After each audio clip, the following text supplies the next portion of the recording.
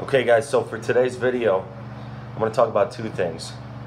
Staying healthy in the long term, and then resting when you're not feeling at 100%.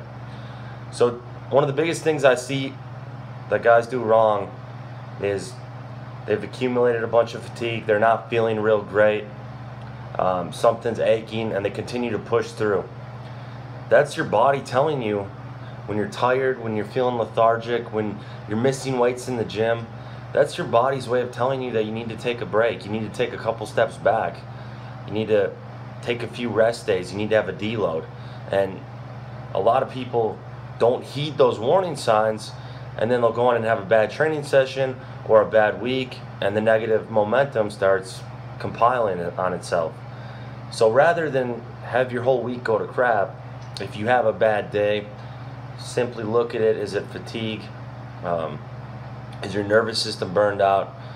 Adrenal glands and so on? And do you need to take a few days off from the gym or deload or something to control that fatigue and come back and get it later on?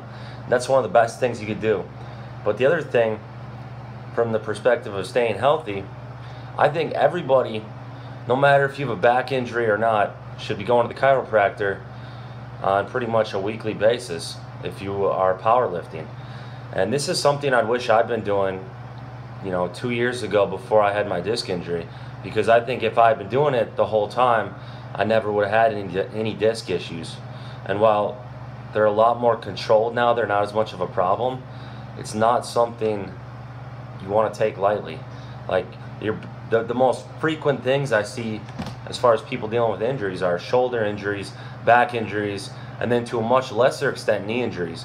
But with the shoulders and the back being two of the biggest areas of injury, why not just go to a chiropractor once a week, get that taken care of, and then you can be good to go moving forward without ever having to worry about your back for the most part.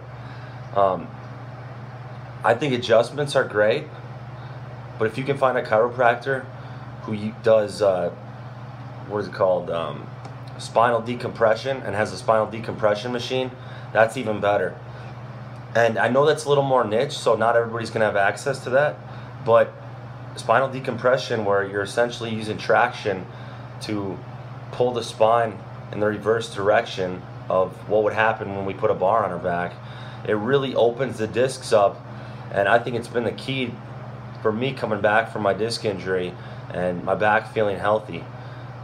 Sometimes the disc will flare up even now, and sometimes my sacrum will flare up a little bit, where I get a lot of compression in the sacrum, my lower back, right in the middle. But as soon as I go to the chiropractor and do 1 to 2 sessions of spinal decompression, it's a game changer.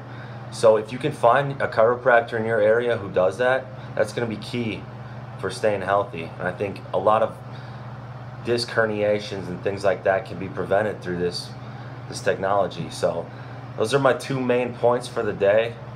You're better safe than sorry, because everybody knows, as far as becoming the best that you can be in powerlifting, there's really two keys. It's all about staying healthy, or as healthy as possible in the long term, avoiding injuries, and then just that consistency. That's really the formula to becoming as strong as you possibly could be. So if you are consistent in your training and slowly chip away, just as with any goal in life, you're not going to be great overnight, but if you slowly chip away for years and years, and you can avoid injuries as much as possible, especially the serious ones, you are going to become a pretty dang strong lifter, if not elite at some point. I would say you don't even necessarily need top-notch genetics.